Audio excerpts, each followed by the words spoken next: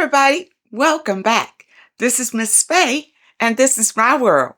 Today's topic is narcissists. They don't get better. They don't get better.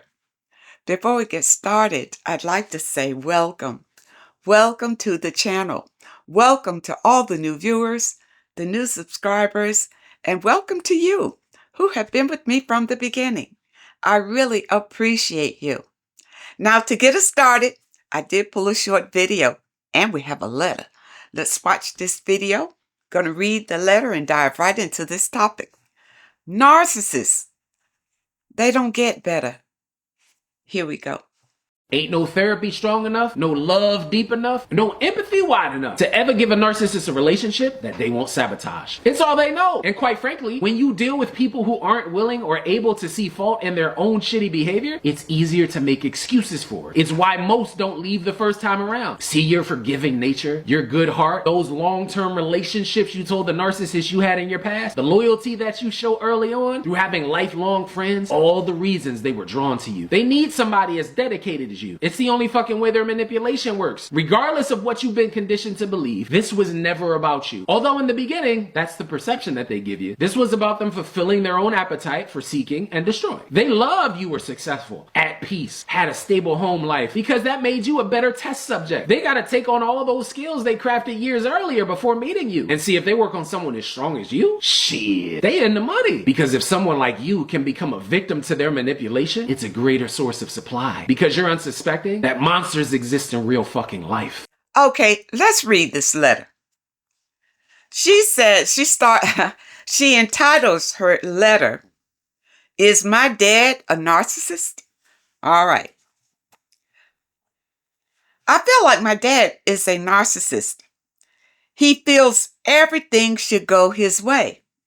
He was horrible to my mom and me, and has an issue with women in general, but especially pretty women. He talks negatively about my mom even though they are divorced. And he talks negatively about one of my aunts who's attractive. So you picked out that it's pretty women that he has an issue with. Okay? Probably because it was a nice looking woman that harmed him when he was growing up. All right. So if he is a narcissist, it happened in his childhood. Okay. All right. He is a male chauvinist, and he just creates problems anytime he's around. He has a false sense of entitlement, and he puts himself first all the time. It sounds narcissistic to me. He's very inconsiderate of people's time. He gets worse when it gets close to a special occasion. Oh, he gets antsy when it gets close to special occasions.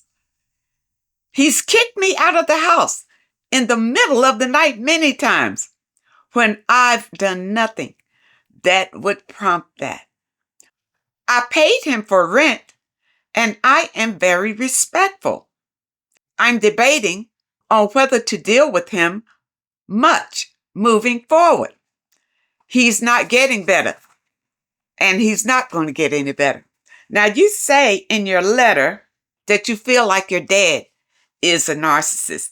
All right, he's showing a narcissistic traits here, probably the way that he has been treating you and your mother. And you didn't give me much information on your dad to say for sure that he is a narcissist. But let's look at what causes narcissism. And I'm going to be taking some excerpts from this book, Empaths and Narcissists. And if you want to get a copy of this book, there will be a link in the description. All right. Okay. The inability to develop empathy as a child is a red flag. So a young child is growing up and they don't have empathy, it's a red flag. There's something going on already with that child. Now, many narcissists were sexually abused when they were small. And that trauma Being a child, they didn't really know how to handle that trauma. And that trauma threw them into this personality disorder. And that's what it is. That's what the therapists call it, a personality disorder. On a spiritual level, it's demonic. It's evil. It's demonic. All right. And narcissists are only out to destroy your life along with theirs. Now, here are some signs how to detect early narcissism developing in a child. All right. The child is a bully. They bully other kids. Many of them are hurtful to animals. They don't like animals. Another thing, the narcissist is a liar. A liar. And even in children, if you have a child that's a compulsive liar, you watch it. That's a narcissistic trait. Constant lying. Another thing, they may be overly sexual. This shows that they've already been touched by somebody. They desire to win regardless of who it hurts. They're extremely competitive. And see, many of these people who turn out to be narcissists were raised by narcissists, and they were abused by the narcissist, and they learned the trait of the narcissist. And the same evil spirit that's controlling their parent is now controlling them. They have an unrealistic sense of self-worth. They think they're better than others as they grow up. They feel that they have power over others. You know, when I was with the narcissist, I remember him saying that he believed he could talk his way into and out of anything. Really. But that was in his mind. That's what he could do, whether he could do it or not. And he couldn't. But they have an inflated sense of worth, an inflated sense of their power. They have aggressive responses to being criticized or upset because these people have very thin skin. Very thin skin. See what happens when they are growing up.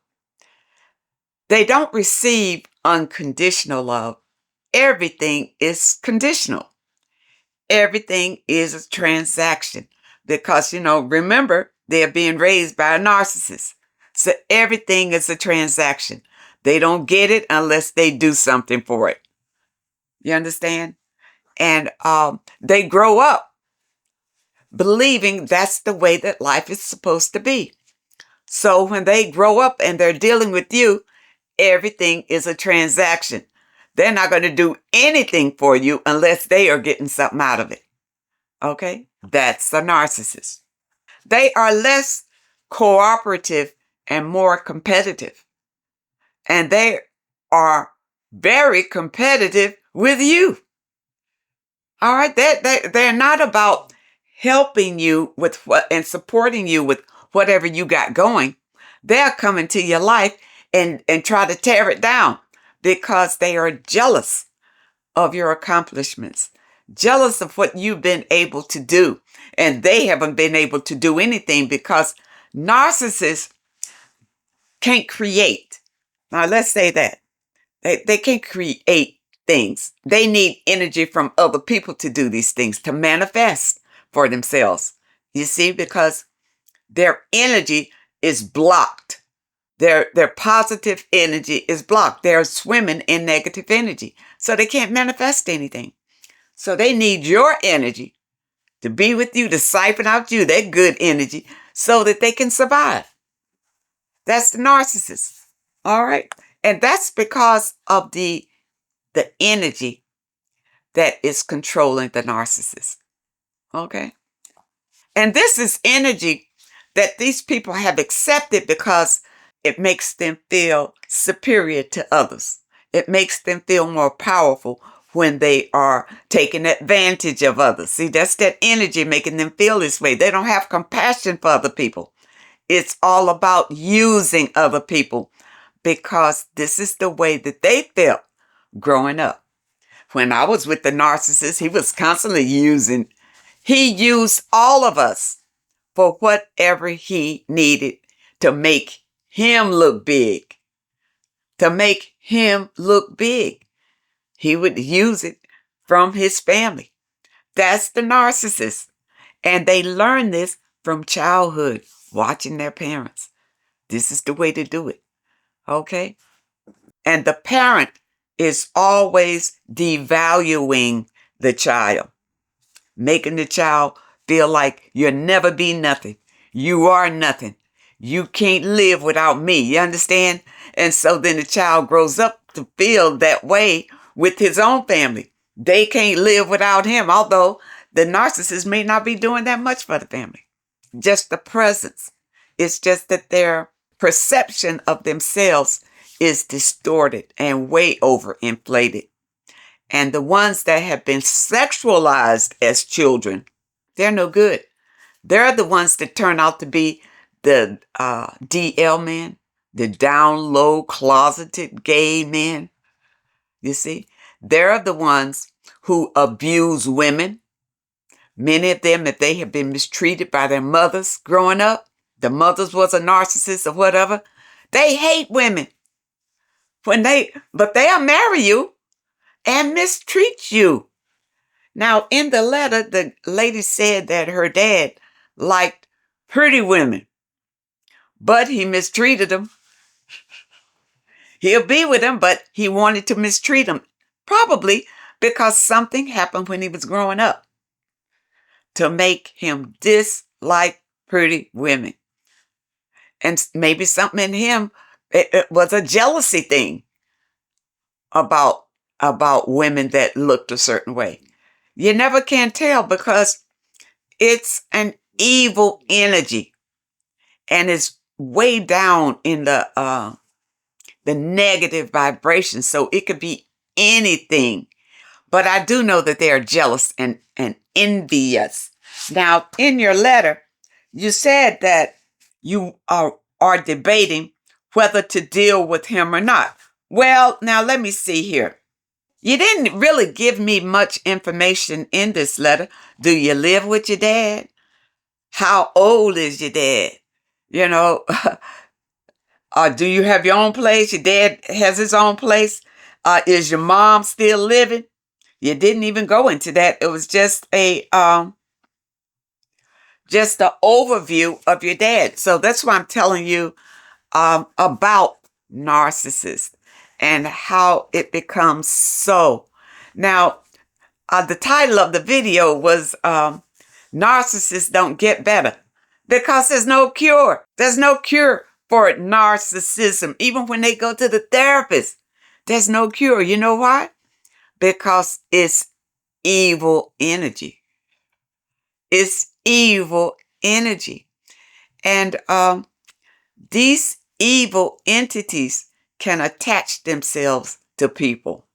Not without your okay, but by the things that you do, by the actions that you do. They say, okay, you feeding us. So they attach themselves to you so you can keep doing what you're doing. You're feeding these evil entities when you do that. And that's the narcissist. And the narcissist has learned this growing up. The narcissist likes hurting you. And if you're with a narcissist, you'll notice that when you are hurting, they are smiling. And when you are smiling, then they are looking up ways to wipe that smile off your face. That's the narcissist. They are not good people. And they are on a road to destruction, and they are trying to take as many people on that road with them as possible. So, like the lady in the letter, should you keep on with your dad? Well, now this is the thing. How much do you deal with your dad? It's kind of vague in your letter. If you don't have to see your dad all the time, you might not want to cut him off, especially if he's at an older age. You might not want to cut him off completely, but you want to kind of distance yourself if he's, still spry and around and doing his thing, because you can't change your dad. He's going to do what he's going to do, but try not to let it affect you. I tell you why, because see, my father was a narcissist, and I just distanced myself away. I wasn't with them as much. You see, saw them on certain occasions. And then I made my visits brief. I didn't stick around, to get all drawn up in the garbage. But, there were times when I would go around the narcissist and, he'd always have some criticism to say. Because remember, these people can only give you what they have inside. And everybody can. They can only give you what's inside. And if they can only give you spikes and nails and things that can hurt you, then that's what they have inside. That's how they feel about themselves.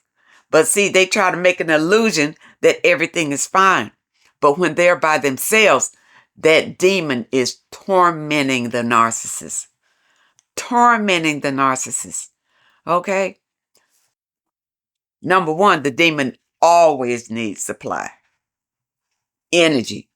And because the narcissist has a mission, it's almost like they've shaken hands with evil. They have a mission to destroy others. Then that energy is not going to let them just treat you wonderful and nice and loving. No, because that's not the mission. The mission is to make more narcissists, to bring you all down into that negative, depraved energy. Okay?